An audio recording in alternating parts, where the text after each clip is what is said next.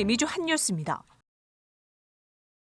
민주당과 바이든 행정부는 올해 어포더블 케어 액트의 주요 확장에 따라 메디케어의 자격 연령을 낮추는 내용을 포함하고 있는 것으로 알려졌습니다. 이 패키지에는 의약품 가격을 낮추고 의료보험 범위를 확대하기 위한 조치가 포함될 것이라고 의원들은 말했습니다. 따라서 현재의 메디케어 가입 연령인 65세를 60세로 낮추며 연방정부가 연장자들을 위한 건강 프로그램에서 약물 가격을 협상할 수 있도록 하기 위한 제안서도 포함된다고 전했습니다. 하지만 공화당 의원들은 가입 연령을 낮추면 노동인구의 조기 은퇴로 노동력 부족을 불러오며 메디케어 기금이 조기에 고갈될 수 있다고 경고했습니다.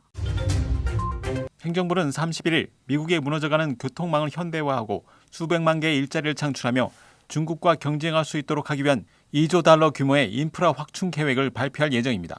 2만 마일의 도로와 고속도로를 업그레이드하고 수천 개의 교량을 수리하며 대중교통을 위한 자금을 2배로 늘리는 등 교통에 6,200억 달러를 투입하도록 설계되었습니다. 또한 50만 대의 전기 차량 충전기를 구축하고 5만 대의 디젤 대중교통 차량과 스쿨버스의 20% 정도를 전기차로 교체하는 내용이 포함되었습니다. 공화당 상원 존 바라소 의원은 반대 의견을 표명하며 이 계획이 행정부의 자유로운 지출과 세금 인상을 위한 트로이 목마라고 일축했습니다. 앞으로 수개월 동안 대통령의 협상 능력이 근소한 차이로 의사당을 리드하고 있는 민주당과 함께 이 법안 통과 시도로 시험대에 올 것으로 알려졌습니다.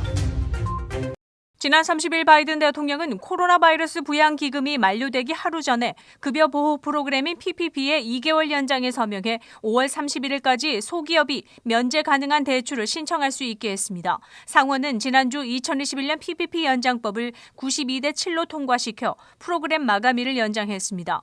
올해 SBA는 3월 7일까지 240만 개, 총 1,650억 달러의 대출을 승인했으며 이는 1월 PPP 재개 프로그램에 승인된 2,840억 달러의 절반을 넘은 수준이라고 전했습니다. 미국 상공회의소를 포함한 100개가 넘는 무역단체들은 의회에 이번에 2개월 연장도 충분하지 않다고 주장하며 기한을 더 늘릴 것을 촉구했습니다. 직원이 500명 미만인 모든 기업은 대출을 신청할 수 있으며 기업은 8주에서 24주 사이의 기간 동안 자금을 사용할 수 있습니다.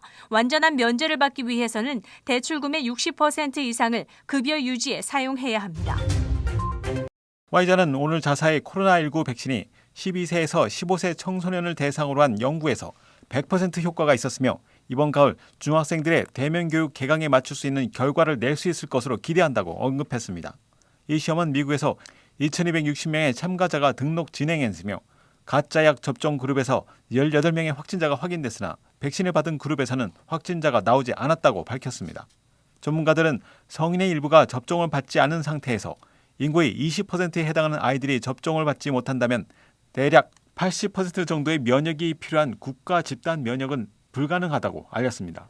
화이자사는 미국 기관이 새로운 데이터를 검토하는 데 약 한 달이 걸릴 것으로 예상한다고 전했으며 FDA 절차가 순조롭게 진행된다면 가을까지 12세까지의 어린이들에게 백신이 제공될 수 있다고 언급했습니다.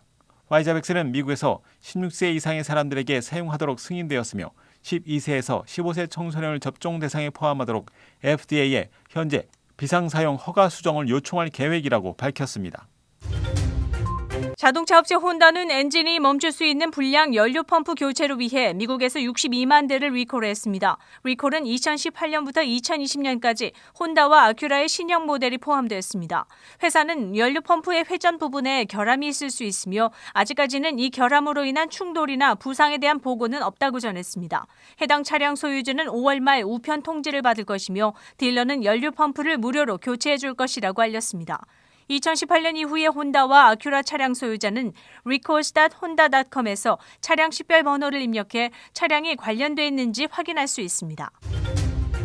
내셔널 풋볼 리그 커미셔너 로저 구델은 지난해 코로나 바이러스로 인해 무관중으로 경기를 진행했으나 2021년 시즌은 32개 클럽 모두 전체 관중석을 오픈해 경기를 치를 것이라고 알렸습니다. 구델은 30일 기자들에게 9월 9일 시즌 오픈은 전체 관중석 개방으로 시작할 것이라고 전했습니다. 2019년 내셔널 풋볼 리그 시즌에는 총 1,700만 명 이상의 팬이 경기를 관람했으며 2020년에는 120만 명이 관람한 것으로 알려졌습니다. 주 시카고 총영사관은 31일 보도 자료를 통해 한국 영화 4편을 링컨 야드 드라이브인 자동차 극장에서 4월 22일부터 상영할 계획이라고 밝혔습니다. 아시안 팝업 시네마 협업회 열리게 되는 이번 영화제는 아카데미 작품상 등 6개 부문 후보에 오른 영화 미나리를 포함해 빛과 철, 남매의 여름밤, 팡파레 등 총 4개의 영화가 상영됩니다. 4월 22일 목요일 오후 7시 30분부터 5차례 걸쳐 상영되며 대한민국 정부와 한국국제교류재단의 지원으로 무료로 진행됩니다. 예약은 선착순으로 아시안 팝업 시네마 홈페이지 asianpopupcinema.org를 통해 신청할 수 있다고 전했습니다. 4월 22일 목요일은 빛과 철, 4월 23일 금요일은 남매의 여름밤, 4월 29일 목요일은 미나리, 4월 30일 금요일은 팡파레, 5월 1일 토요일은 미나리입니다. 주 시카고 총영사관은 한국과 한국 문화에 대한 미국 주류 사회의 이해 제고를 위해 한국 영화 상영, K-팝 경연, 태권도 대회, 한국 주간 행사 등 대미 공공 외교 사업을 지속적으로 추진해 나갈 계획이라고 밝혔습니다. 3월 31일 수요일 코로나19 현황입니다. 미 전 지역 누적 확진 3,112만 1,385명, 신규 확진 24,231명, 누적 사망 56만 4,569명, 신규 사망자 수는 431명이며 지금까지 완치된 사람은 2,360만 6,551명입니다. 일리노이주 누적 확진 124만 4,585명, 신규 확진 2,592명, 누적 사망 2만 1,301명, 신규 사망자 수는 28명을 가리켰습니다. 다음은 어제 기준 각 주의 신규 확진자와 신규 사망자 수입니다.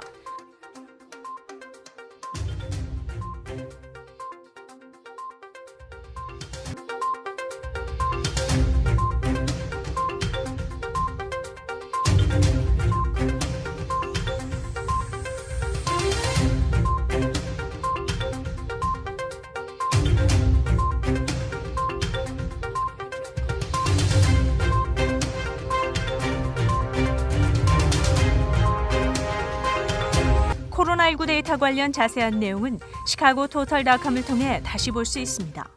윈TV 24.5와 MCTV 24.6 방송은 공중파 채널을 통해 시청하실 수 있습니다. 코로나19 비상시국 뉴스24에서는 여러분의 제보를 기다립니다. 제보 전화는 224-283-8200번입니다.